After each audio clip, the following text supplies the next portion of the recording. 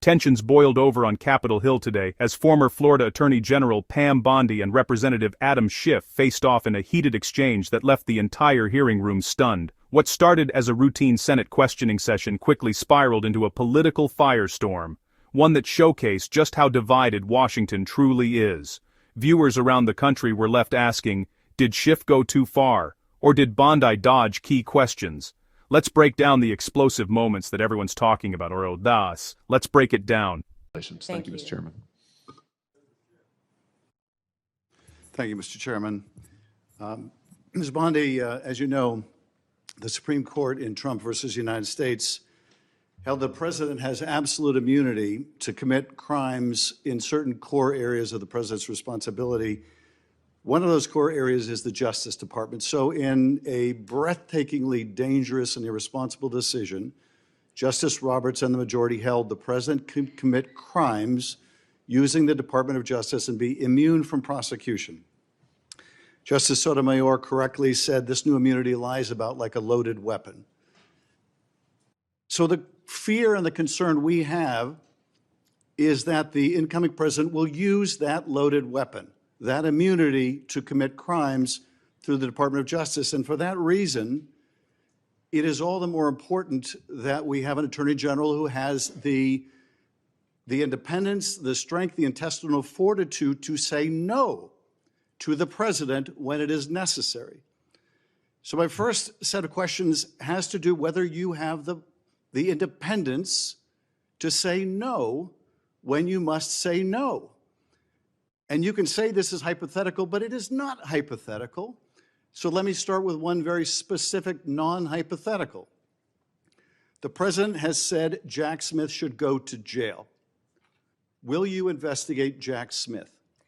Senator, I haven't seen the file. I haven't seen the investigation. I haven't looked at anything. It would be irresponsible of me to make a commitment regarding anything without, you're a long practicing attorney, without looking at a file. So you would need a factual predicate to open an investigation of Jack Smith, is that right? Not a summary by you sitting here. Yes, sir. And not a summary by the president either, right? Absolutely.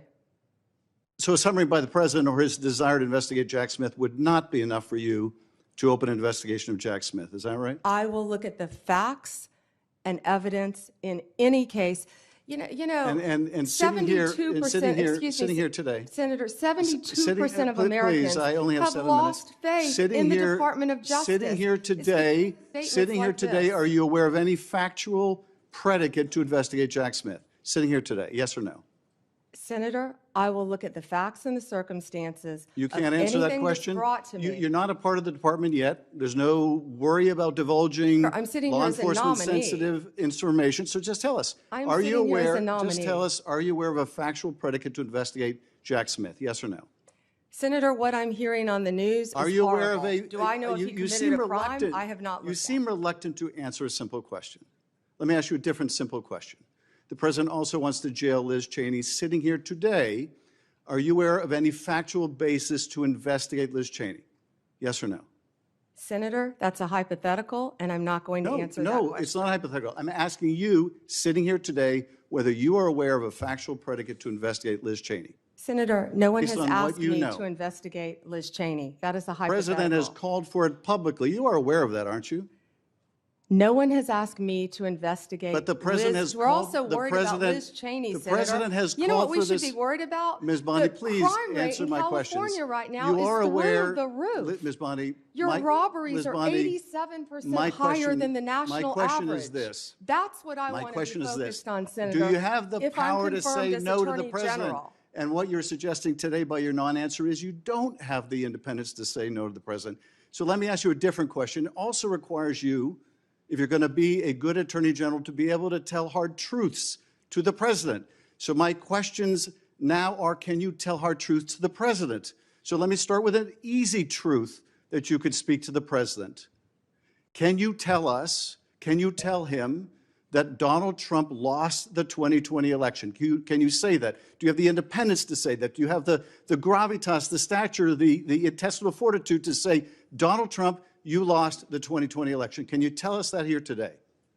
Senator, what I can tell you is I will never play politics. You're trying to engage me in a gotcha.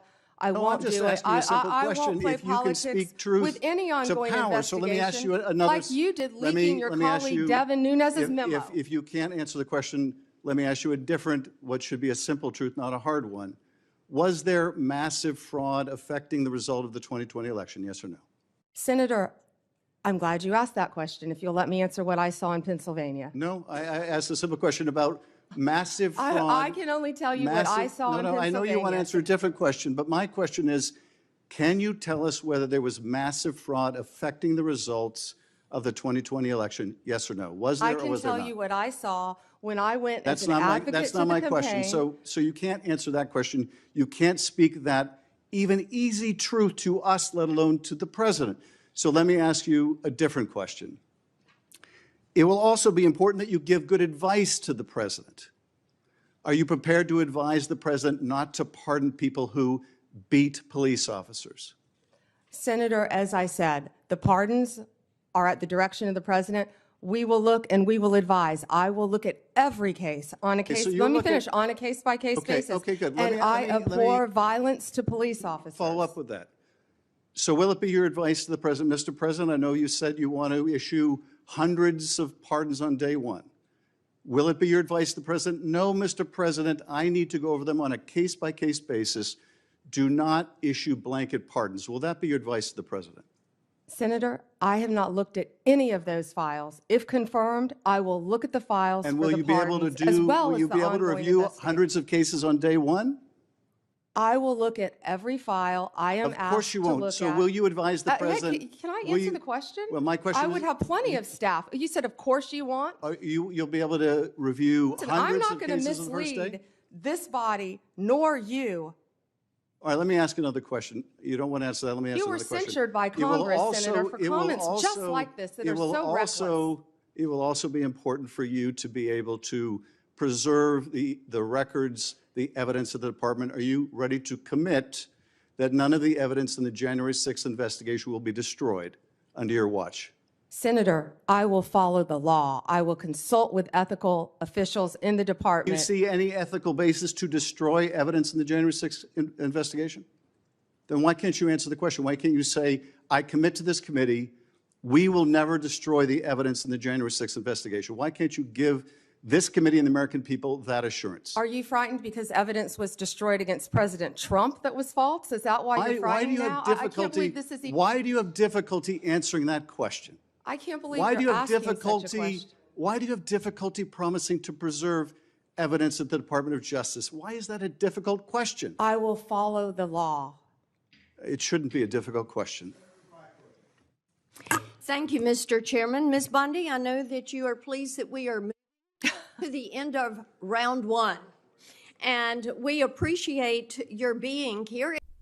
Pam Bondi's calm composure throughout the heated exchange proved why she remains one of the most resilient legal minds in American politics. Despite Adam Schiff's relentless questioning, she refused to be baited into making statements that could compromise the integrity of the Justice Department. Her insistence on facts, evidence, and due process reflected the kind of discipline and restraint that every Attorney General nominee should possess. While some viewed her responses as evasive, her supporters saw something else: strength, patience, and a deep respect for the law. Bondi made it clear that she would not allow politics to dictate justice. And she stood firm on that principle even when the pressure was intense.